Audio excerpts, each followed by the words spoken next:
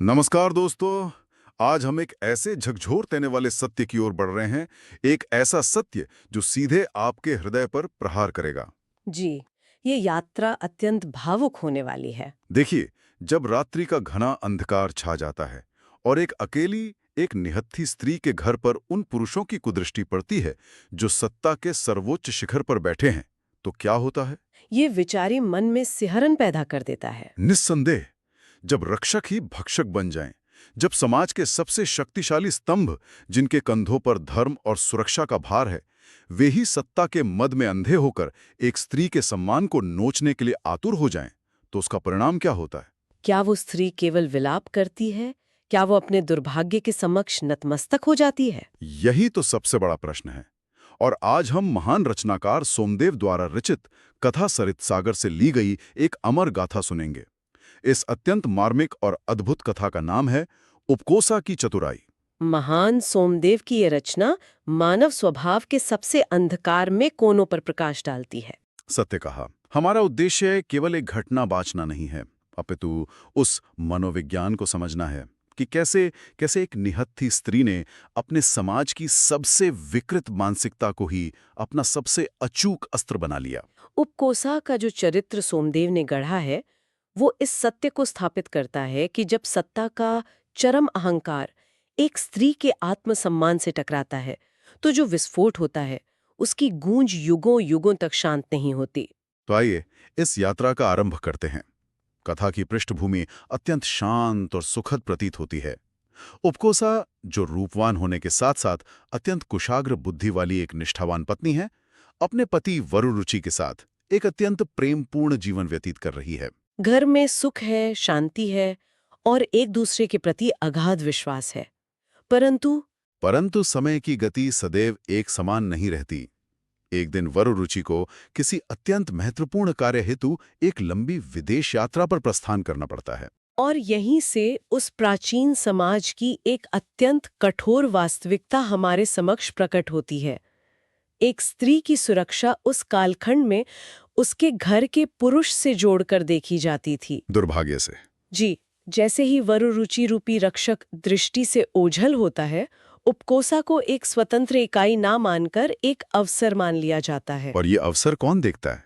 ये कोई साधारण चोर या लुटेरे नहीं है। राज्य के 4 सबसे प्रभावशाली और शक्तिशाली पुरुषों की गिद्ध दृष्टि उपकोसा के एकांत पर आ टिकती है। ये राज्य के 4 प्रमुख स्तंभ थे। पहला, पुरोहित, जो धर्म और पवित्रता का सर्वोच्च प्रतीक है। दूसरा, न्यायाधीश, जिसके एक शब्द से किसी का भी जीवन या मृत्यु निर्धारित होती है। तीसरा, सेनापति, जिसके हाथों में राज्य की सुरक्षा का भार है। और चौथा, राजा का सचिव, जो पूरी शासन व्यवस्था का मुख्य संचालक है। हे ईश्वर, ये चारों जो समाज में मर्यादा के रक्षक माने जाते हैं, वे ही एक अकेली स्त्री पर बुरी दृष्टि डालते हैं। की लेखनी के उस तीखे व्यंग्य को समझना आवश्यक है। धर्म, न्याय, सुरक्षा और प्रशासन, जब ये चारों ही भ्रष्ट हो जाएं, तो इसका अर्थ है कि पूरा तंत्र ही भीतर से खोखला हो चुका है। मेरा तो रक्त खौल उठता है ये सोचकर। दिन के प्रकाश में जो पुरुष धर्म और न्याय की वेदी पर बैठकर समाज को उपदेश देते हैं, वे एकांत पाते ही अपनी वासना के दास बन जाते हैं। वे चारों अलग अलग उपकोसा के पास गुप्त संदेश भिजवाते हैं, उसे अनुचित प्रस्ताव देते हैं। और जब उपकोसा अत्यंत दृढ़ता से उनके प्रस्तावों को अस्वीकार करती है, तो वे अपनी शक्ति का दुरुपयोग करते हुए उसे नाना प्रकार से परेशान करने लगते हैं, सत्ता का भय दिखाते हैं। यह अत्यंत पीड़ादायक है। परंतु यहां मेरे मन में एक प्रश्न उठता है। यदि उसके साथ इतना भारी अन्याय हो रहा था, तो वो सीधे राजा के पास जाकर न्याय की गुहार क्यों नहीं लगाती? आपका ये प्रश्न अत्यंत स्वाभाविक है। परंतु जरा उस चक्रव्यूह की रचना पर विचार करें जिसमें उपकोसा फंसी थी। राजा तक पहुंचने का मार्ग कौन तय करता है? राजा का सचिव। और यहाँ सचिव स्वयं एक भक्षक है। यदि वो न्यायालय का द्वार खटखटाए, तो न्याय के आसन पर वही न्यायाधीश बैठा है जो उसका शोषण करना चाहता है। हे भगवान! और यदि वो सुरक्षा मांगे तो? सेनापति स्वयं उसके पीछे पड़ा है। और यदि वो समाज या धर्म की दुहाई दे? तो पुरोहित स्वयं मर्यादा लांघ चुका है। उपकोसा के चारों ओर सत्ता के अहंकार का एक ऐसा अभेद्य लौह घेरा निर्मित कर दिया गया था जिसे भेद पाना पूर्णतः असंभव प्रतीत होता था। यह तो अत्यंत भयावह है। उन चारों को यह पूर्ण विश्वास था कि उपकोसा विवश होकर टूटकर उनके समक्ष आत्मसमर्पण कर देगी। उन्हें अपनी असीम शक्ति पर इतना घमंड था। परंतु वे उपकोसा की वास्तविक शक्ति से सर्वथा अनभिज्ञ थे। उपकोसा ने अश्रु बहाने या हार मानने के स्थान पर अपने मस्तिष्क का उपयोग किया। उसने एक अत्यंत दुस्साहसिक निर्णय लिया। नियति के आगे झुकने के बजाय उसने उन चारों शक्तिशाली पुरुषों को एक ऐसा दंड देने की ठान ली जिसे वे जीवन पर्यंत विस्मृत न कर सकें। सच्चा युद्ध कभी भी केवल अस्त्र शस्त्रों से नहीं लड़ा जाता। अद्भुत! ये तो ऐसा था जैसे एक निहत्ती हिरणी ने स्वयं ही 4 खूंखार शिकारियों को एक साथ अपने जाल में आने का निमंत्रण दे दिया हो।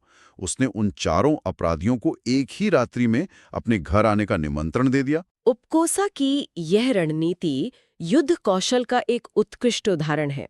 उसने उनके अहंकार को ही उनका सबसे बड़ा शत्रु बना दिया। परंतु देखिए, उसने चारों को एक साथ नहीं बुलाया। हाँ, उसने रात्रि के अलग अलग प्रहर निर्धारित किए। पुरोहित को रात्रि के प्रथम प्रहर में, न्यायाधीश को द्वितीय प्रहर में, सेनापति को तृतीय प्रहर में और सचिव को चतुर्थ प्रहर में बुलाया। जी। परंतु मुझे यहाँ एक बात बहुत खटकती है। यह तो एक अत्यंत प्राणघातक जोखिम था। वो कैसे? यदि कोई अधिकारी अपने समय से पूर्व आ जाता, या यदि सेनापति और पुरोहित घर के बाहर मार्ग में ही एक दूसरे से टकरा जाते, तो क्या होता? पूरी योजना उसी क्षण विफल हो सकती थी।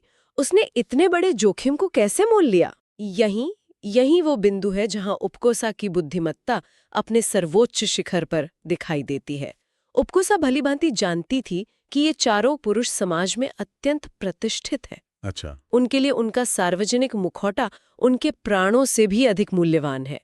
वे किसी भी स्थिति में ये नहीं चाहेंगे कि किसी और को उनके इस कुकृत्य का तनिक भी भान हो। ओहो, क्या बात है। इसलिए वे सभी अत्यंत गुप्त रूप से छिपकर अपने अपने प्रहर में ही आएंगे। उनका यही पाखंड उपकोसा का सबसे बड़ा सुरक्षा कवच बन गया। वे स्वयं अंधेरे में छिपकर आ रहे थे। यह अद्भुत है। उसने उनके उस खोखले सम्मान और पाखंड को ही उनके विरुद्ध अस्त्र बना लिया। अब रात्रि का अंधकार छाने लगता है। राज्य में सर्वत्र नीरवता है। और उपकोसा ने अत्यंत गुप्त रूप से अपने घर में 4 अत्यंत विशाल और मजबूत लकड़ी के संदूक मंगवा कर रखे हैं। इतने बड़े संदूक कि उनमें एक वयस्क मनुष्य सरलता से समा सके। और फिर घर के मुख्य द्वार पर पहली दस्तक होती है। रात्रि का प्रथम प्रहर। राज्य का पुरोहित धर्म का चोला ओढ़े, वासना से अंधा होकर उपकोसा के द्वार पे खड़ा है।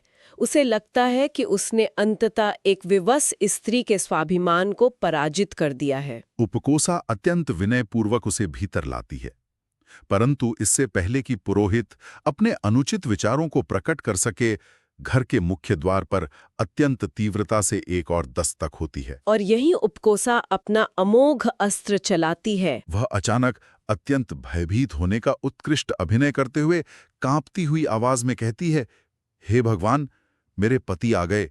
यदि उन्होंने आपको यहाँ इस समय देख लिया तो अनर्थ हो जाएगा। इस एक वाक्य के पीछे का मनोविज्ञान देखिए। उपकोसा ने किसी अस्त्र से प्रहार नहीं किया।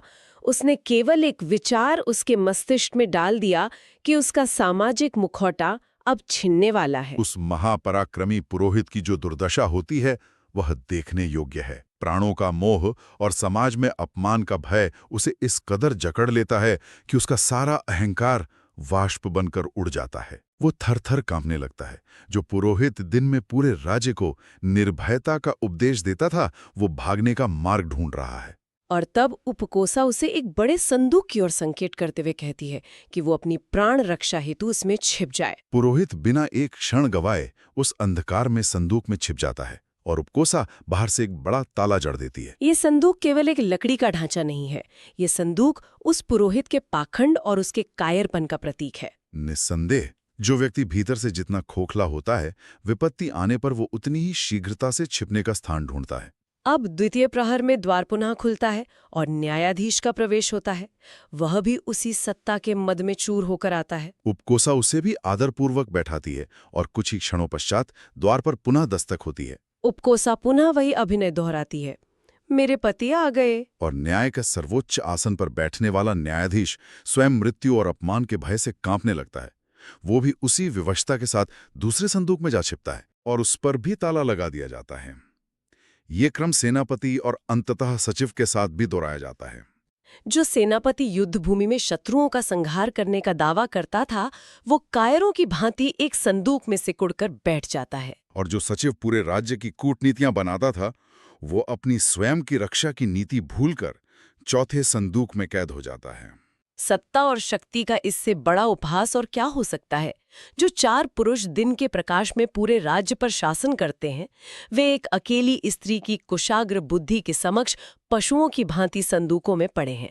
रात के उस घोर अंधकार में उन 4 संदूकों के भीतर सत्ता का वो प्रचंड अहंकार अपनी अंतिम सांसें ले रहा था। ये दृश्य मन में एक अद्भुत रहस्य उत्पन्न करता है। रात भर वे चारों अधिकारी घुटन, भय और लज्जा के सागर में डूबते उतराते रहे। उन्हें तनिक भी भान नहीं था कि उनके साथ अन्य 3 शक्तिशाली पुरुष भी उसी घर में अन्य संदूकों में बंद हैं। प्रत्येक को यही लग रहा था कि केवल वही इस विपत्ति में फंसा है। ये अलगाव भी रणनीति का ही अंग था। अब रात्रि का अंधकार छटने लगता है और भोर की प्रथम किरणें फूटती हैं। ये सत्य के उद्घाटन का समय है। उपकोसा उन 4 संदूकों को राज्य के सेवकों द्वारा उठवाकर सीधे राजा के दरबार की ओर प्रस्थान करती है। दरबार का वातावरण अत्यंत गंभीर है। महाराज अपने सिंहासन पर विराजमान है, परंतु राज्य के 4 मुख्य अधिकारी, पुरोहित, न्यायाधीश, सेनापति और सचिव अनुपस्थित हैं। राजा अत्यंत विस्मित हैं कि राज्य के 4 प्रमुख स्तंभ एक साथ कहां अंतर्ध्यान हो गए। तभी उपकोसा उन 4 विशाल संदूकों के साथ राज दरबार में प्रवेश करती है। पूरे दरबार में एक रहस्यमयी सन्नाटा छा जाता है। उपकोसा राजा के समक्ष नतमस्तक होती हैं। उसका मस्तक गर्व से ऊंचा है।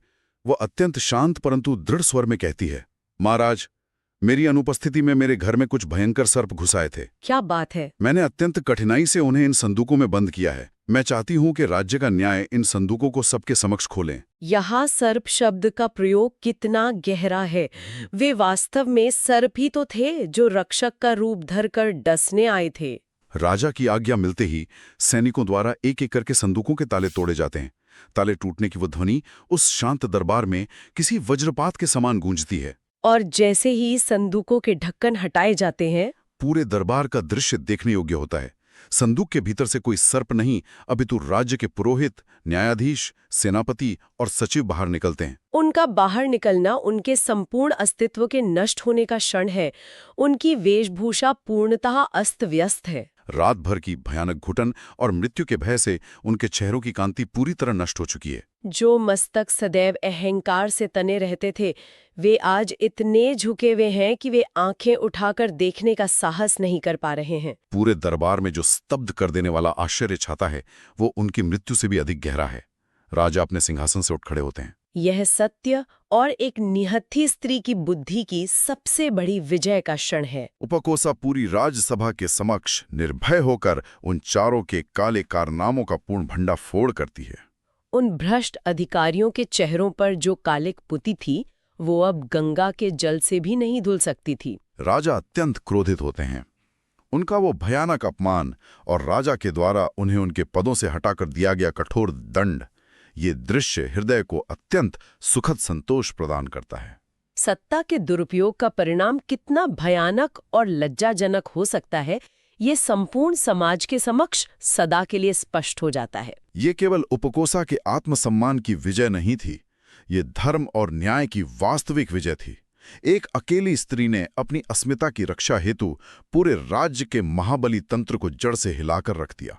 इस पूरी गाथा से हमें जो सबसे बड़ा सत्य प्राप्त होता है, वो यह है कि उपकोसा ने पितृसत्तात्मक समाज के उन नियमों को ही उन पुरुषों के विरुद्ध प्रयोग किया जो उन्होंने स्त्रियों को दबाने के लिए बनाए थे। सत्य का एक स्त्री की बुद्धिमत्ता और उसका असीम धैर्य किसी भी सत्ता या बाहुबल से कहीं अधिक मारक होता है। शस्त्रों की शक्ति केवल शरीर को भेद सकती है, परंतु बुद्धि की शक्ति समूचे अहंकार को जड़ से उखाड़ फेंकती है। निस्संदेह। और यदि उपकोसा के इस असीम साहस और इस गाथा ने आपके हृदय को छुआ है, तो वीडियो को लाइक करें, शेयर करें, कमेंट करें और चैनल को सब्सक्राइब करें। विदा लेने से पूर्व एक अत्यंत महत्वपूर्ण प्रश्न मैं आपके विचारों के लिए छोड़ना चाहूंगी। यह कथा हमें गहराई से सोचने पर विवश करती है कि क्या वास्तविक शक्ति हमारे ऊंचे पदों, हमारे अधिकारों और हमारे शारीरिक बल में निवास करती है, या फिर विपत्ति के घोर अंधकार में, जब चारों ओर से मार्ग बंद प्रतीत हो, तब भी धैर्य न खोकर अपने मस्तिष्क का सही उपयोग करने में निहित है? इस प्रश्न को अपने भीतर गूंजने दें। स्वयं से पूछें कि आपके जीवन का संदूक और उसमें छिपा आपका भय क्या है। नमस्कार दोस्तों।